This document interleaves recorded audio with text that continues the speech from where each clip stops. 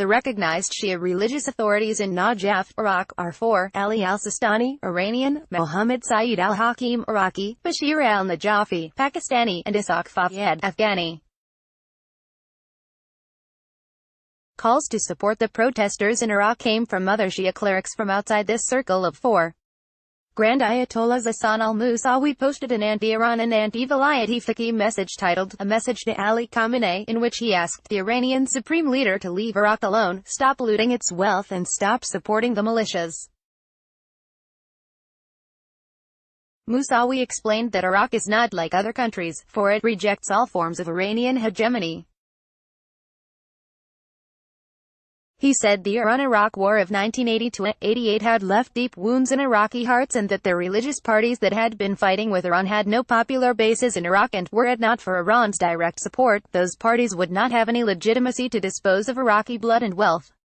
We know Musawi's message to Khamenei was the same that Khamenei received from Iraqi protesters a few years ago when they chanted, "Iran out, out." There is no doubt that Iran's vanity and arrogance in Iraq, thanks to its armed proxy militias, are in decline. The Iranians were shocked to discover that the popular rejection of Iranian hegemony in Iraq was coming from none other than Shias first and foremost. They were shocked because they had taken it for granted that any land inhabited by Shias belonged to the Iranians and is naturally under the mandate of the supreme leader of all Shias, Khamenei. This explains the brutality of the Iranian reaction to protests in Iraq, sending masked snipers and other militia thugs against unarmed protesters, the same repressive tactics used to suppress demonstrations in Syria in 2011. Obviously, the sniper in all these cases is Iran. Shia Marja Kamal al-Haidari focused, in his declaration, on the ruling religious parties in Iraq and on the unprecedented level of corruption. He stressed that the religious parties had failed by being accomplices to the spread of poverty, underdevelopment, chaos and armed groups in Iraq. Like Musawi, Haidari does not seem fond of Velayati fiqh, even though he did not name it in his speech, in which he praised the protesters and encouraged them. His avoidance of referring by name to the religious establishment in Iran may be because Haidari resides in the holy Iranian city of Qom. If Musawi is not well known among Shias, Haidari is a fledged star. His sermons and lectures are all over YouTube. He clearly disagrees with the establishment in Tehran on many points of jurisprudence and even on the fundamental issue of the imamate. He rejects as unreliable 17 of the 19 foundational hadiths of the Shia doctrine and, without explicitly saying it, he must be renouncing the dogma of Velayati fiqh. This is no trivial matter because in Shia ideology the Velayati fiqh is the deputy of the absent and expected Imam al-Mahdi. Haidari explicitly rejects the authority of religious parties and the rampant corruption in Iraq, calling on the parties to relinquish power and amend the electoral law that established the dictatorship of those parties. Ayatollah Fadhil al-Maliki has been against Iraqi politics and foreign domination, whether Iranian or American, since the beginning of the new regime, 2003.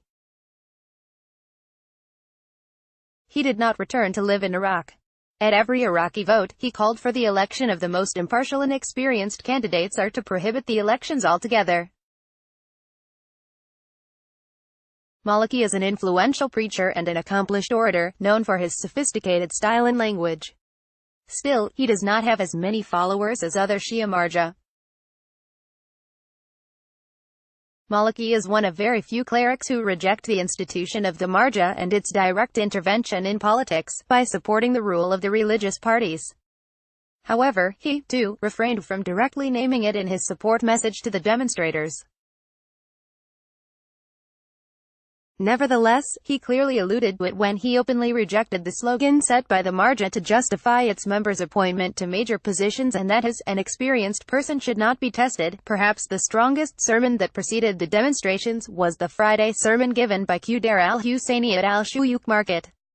Husseini is in the habit of carrying his death shroud around his head, just like Muhammad Mahdi al-Khalis, who died in 1963, and Muhammad Sadiq al-Sadr, who was assassinated in 1999.